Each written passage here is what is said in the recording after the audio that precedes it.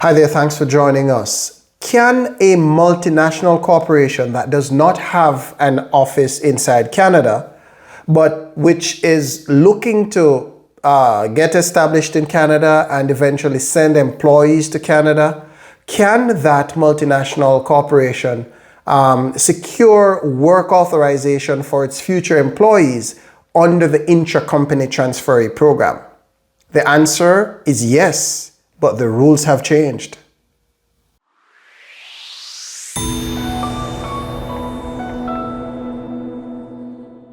Hi there, welcome back. My name is Donovan Francis. I'm a Canadian immigration lawyer and I help businesses with their employees' work permit applications and save them from all of the legal hassle. In this video, I want to talk to you about the Intra-Company Transferee Startup Program, ICT Startup.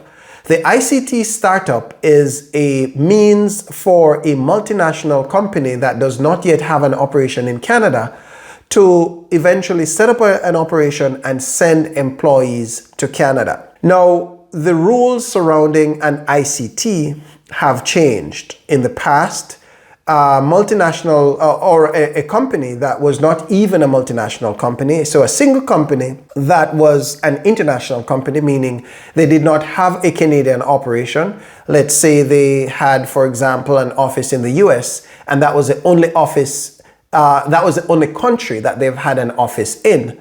Then that international company in the past may have been able to create a company here in Canada, meaning incorporate a company.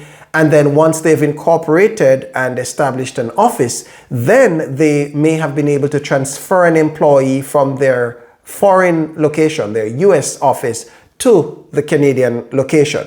So that is known as the ICT startup because they would have had to start up the initial Canadian operation that eventually would be receiving the new employees who would be coming to work in Canada on work permits, on ICT work permits issued under this ICT Startup Program. So that was the program as it existed before the Canadian immigration authorities made changes to the program in October of 2024. Now, going forward, an international company may still complete an ICT startup. However, that company must have operations in its home country and it must also have a revenue generating operation in at least one other company. So both its home company both the companies in its home country should be generating revenue, but it should also have another office in another country somewhere else in the world that is also generating revenue. Only then will that company be able to access the ICT Startup Program. And in doing so, that company then would need to establish an entity in a third country, which in this case would be Canada. It would need to establish an entity inside Canada and then transfer its employees to the Canadian location. Okay, so that's a significant change. So whereas in the past, there needed to be only two entities, right? The one outside of Canada that was wanting to send its employees to its newly established Canadian entity. But now the company outside Canada must also have a successful business in a second country other than its home country before it qualifies to set up an ICT startup program inside Canada. So that's a significant change that has impacted the ICT Startup Program. So ICT Startup is, an important tool for multinational corporations that may have won a contract inside Canada. They've won a contract here, they need to service the contract, but they have no employees here. So they want to transfer some of their high-skilled employees or senior executive employees from their foreign location into Canada. Okay, so the ICT Startup allows an entity to first become incorporated inside Canada, set up an office inside Canada, and then transfer employees to that office. Another thing that a company wanting to take advantage of the ICT Startup Program needs to bear in mind is that currently if workers are being sent to Canada, the workers must be sent to a set commercial office location. Whereas in the past, especially on the ICT, a foreign company may have been able to set up a virtual office, and the employee may have been able to work remotely on arrival in Canada.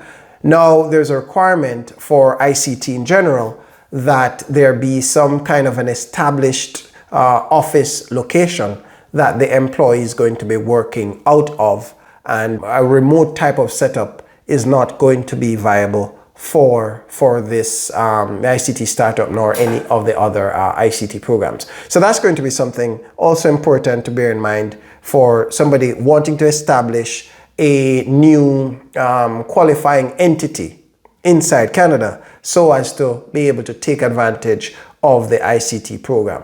Now, separate and apart from the recent changes to the ICT program, there are also other requirements that are crucial for the ICT. For instance, the company needs to convince the immigration authorities that this is going to be a successful business that is going to bring significant benefits to Canada.